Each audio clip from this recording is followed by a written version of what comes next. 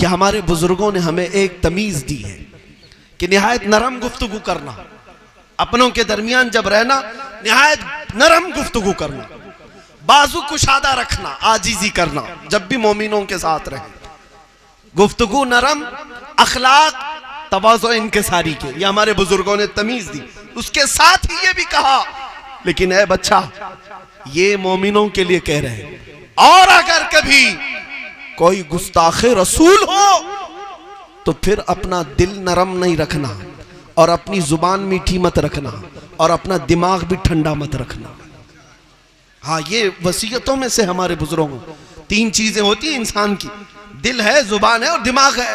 फरमाया गुस्ताखी हो जाए तो दिल भी ठंडा मत रखो, जुबान भी मीठी मत रखो और दिमाग भी ठंडा मत रखो। हाँ, इसलिए कि हम मोहब्बत करते हैं तो अल्लाह और उसके रसूल के लिए, और दुश्मनी भी करेंगे तो अल्लाह और उसके रसूल के लिए। अजीज़ा ने गिरामी वक़ार, अल्लाह तबारक व तआला कहने सुनने से ज़्यादा अमल की तौफीक अता फरमाए।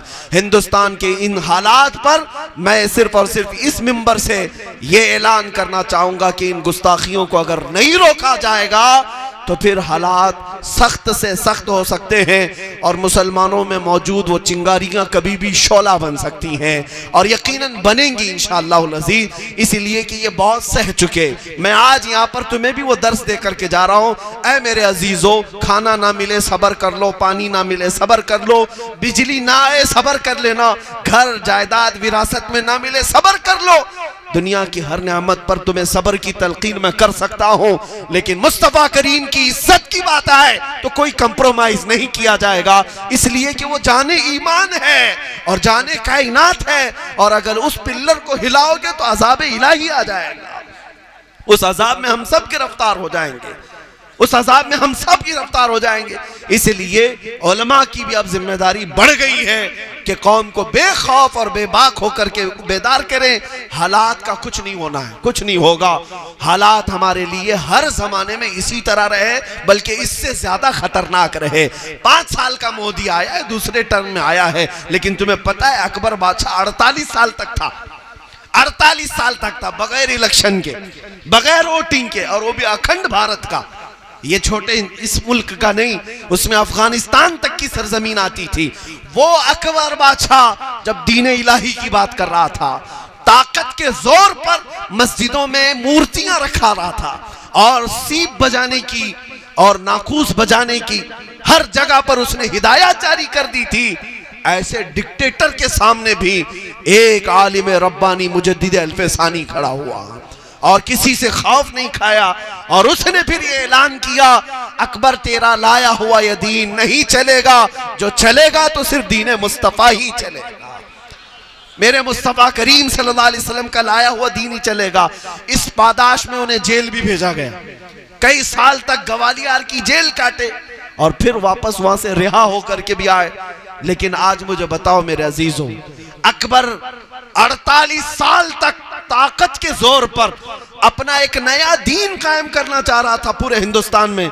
है वो दीन कहीं पर?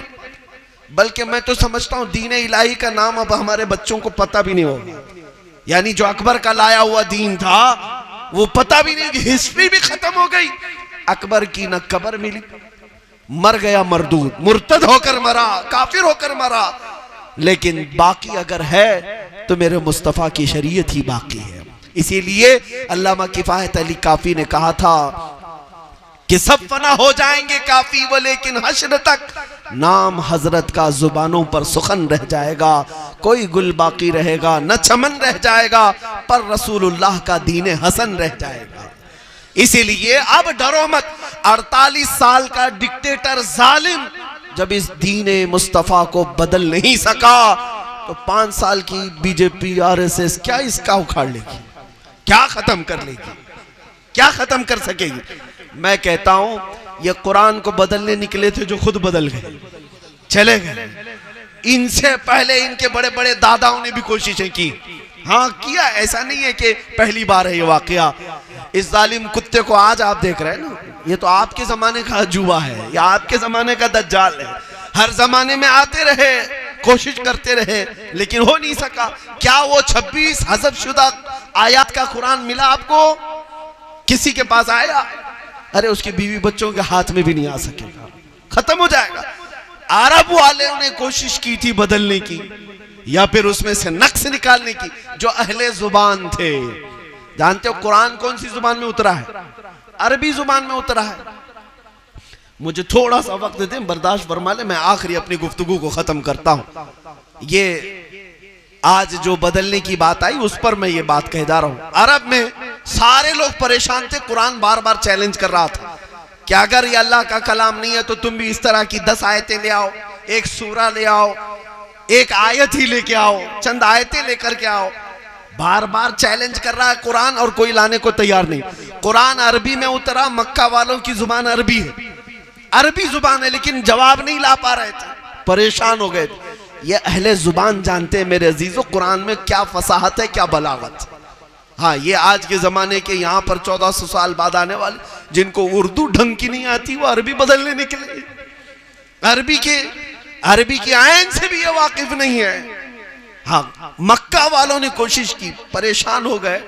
आपको पता है कि मक्का में, अरब में खाने काबा पर कुछ अशार लटकाए जाते थे। हर साल कंपटीशन होता था कि जो सबसे अच्छा शेर होता अरबी का वो काबे के दरवाजे पर लटका दिया जाता, और उस वक्त तक नहीं उतारा जाता था जब तक उसके मुकाबिल का दूसरा शेर नहीं आता था। शेर और शायरी उस जमाने का उरूज का फन था। और एक बार मेरे आका सल्लल्लाहु अलैहि वसल्लम ने अपने एक सहाबी को भेजा, चमड़े के एक टुकड़े पर लिखवा कर, इन्ना आतैना कल कौसर फसल्लि लिरब्बिका वन्हर इन्न शानिअका हुवल अबतर, ले जाओ ये काबे के दरवाजे पर लटका। ये लटकाया गया, इसका जवाब तो लाना पड़ेगा ना। अब जब इससे अच्छा कलाम आएगा तो ये उतारा जाएगा, इससे अच्छा कलाम आए तो ये उतारा जाएगा। परेशान होकर एक बड़े शायर को पकड़ लाए, कहा मियां तुम इसका जवाब दे दो, पैसे खूब देंगे आपको। वो आया और देखा, उसके बाद उसने नीचे लिख दिया, मा हाजा कलामुल बशर, ये बशर का कलाम हो ही नहीं सकता, ये इंसान का कलाम नहीं है कि तुम जवाब मुझसे मांगो। जो बात कह रहा हूं वो ये है